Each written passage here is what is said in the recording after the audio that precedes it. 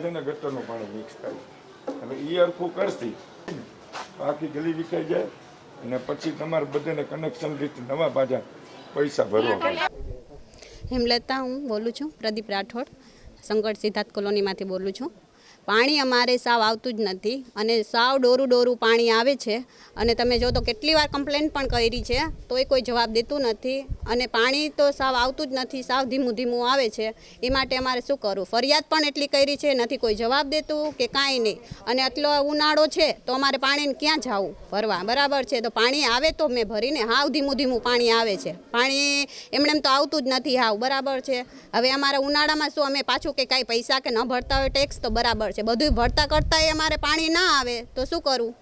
Complain પણ એટલી કરી છે, તમે જો તો સાવ કદડા જેવું પાણી આવે છે। અમારે 15-20 મિનિટ પાણી આવે, એમાં 15 મિનિટ તો અમારે જવા દેવું પડે છે, પાણી સાવ ગંદકીવાળું, તો અમારે પાણી શું ભરવું? પીવાને બધું ક્યાં જાય? આમાં છોકરાએ પણ માંદા પડે છે।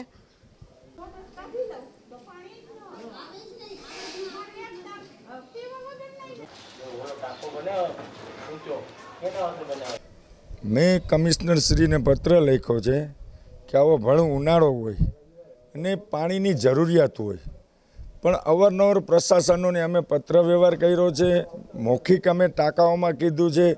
આખા જામનગર શહેરની અંદર મહાનગરપાલિકાને 365 દિવસનો પાણી વેરો ભરતા હોય, એમાં માત્ર 150 દિવસ જ જો પાણી આપતા હોય, એ પણ પાછું ગંદુ અને ઓછા ફોર્સવાળું, એટલે ન છૂટકે પબ્લિકને અત્યારે ઉનાળામાં પ્રાઇવેટ ટાંકા મંગાવવા પડે છે, પ્રાઇવેટ પાણી મંગાવવું પડે છે।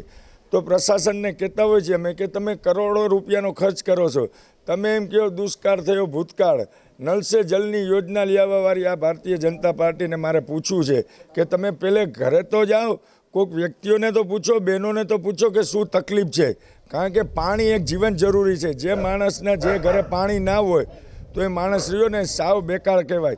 એટલે અત્યારે પ્રશાસનની યારે મારે એ ચર્ચા થઈ છે કે જો જામનગરની અંદર જેટલી પણ સોસાયટી છે એ સોસાયટીનું સર્વે કરો, ફૂલ ફોર્સથી પાણી ના આવતું હોય તો ફૂલ ફોર્સથી પાણી અપાવો અને જ્યાં જ્યાં ગંદા પાણીનો પ્રશ્ન છે એનું નિરાકરણ કરવું।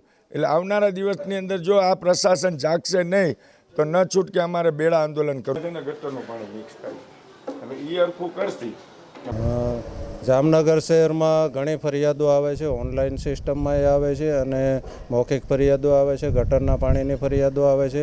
હાલે ઉનાળો હોય, લોકોનો વપરાશ વધે છે, જરૂરિયાત વધે છે, એ મુજબ પાણી 45 મિનિટ અમે પાણી આપીએ છીએ, પૂરું કરીએ છીએ।